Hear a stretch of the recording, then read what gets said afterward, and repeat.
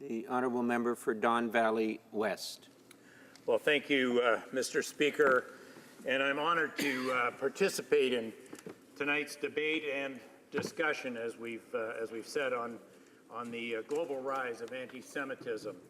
And Mr. Speaker, tonight I will be sharing my time with the member from Willowdale, and appreciate his intervention as well. As is well known, promoting and defending freedom of religion are key Canadian foreign policy priorities. We believe societies that protect freedom of religion or belief are more likely to protect all other universal rights and fundamental freedoms.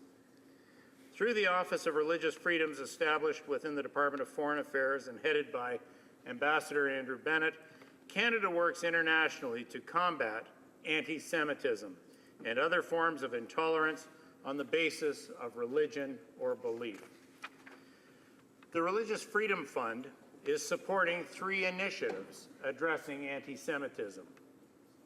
The fund is supporting the Organization for Security Cooperation in Europe's OSCE Office of Democratic Institutions and Human Rights mandate by providing $500,000 to promote religious freedom, particularly given the rise of increasing anti-Semitism and discrimination against Christians and Muslims in some OSCE member states.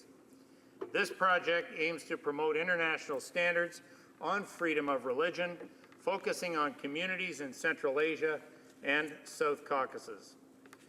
The fund also supported the Auschwitz-Birkenau Foundation by providing $400,000 to assist with the preservation of the Auschwitz-Birkenau Memorial Site, part of the UNESCO World Heritage List.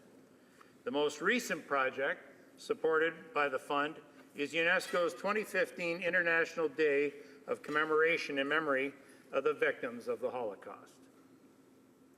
The aim of this $100,000 project was to mobilize decision makers in favor of policies which promote Holocaust education, genocide prevention, and Holocaust awareness through different education tools.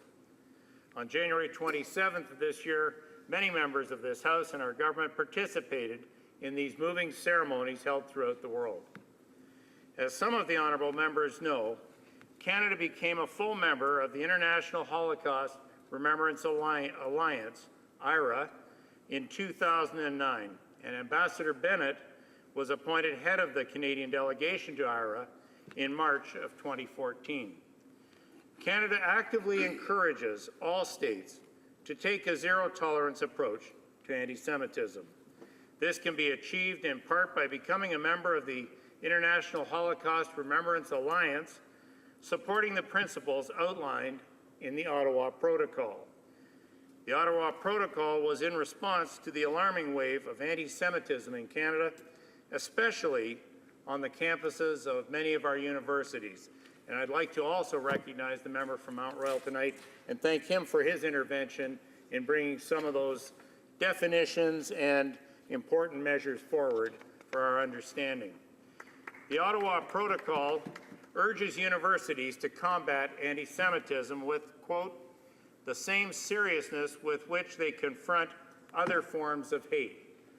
Specifically, universities should be invited to define anti-Semitism clearly, provide specific examples, and enforce codes firmly while ensuring compliance with freedom of speech and the principle of academic freedom.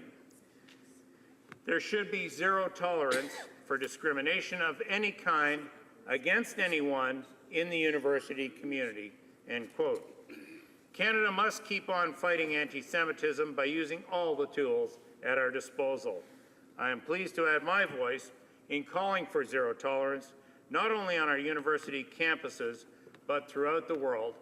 And Mr. Speaker, I think it's important that we reiterate, never again to the Holocaust, to anti-Semitism.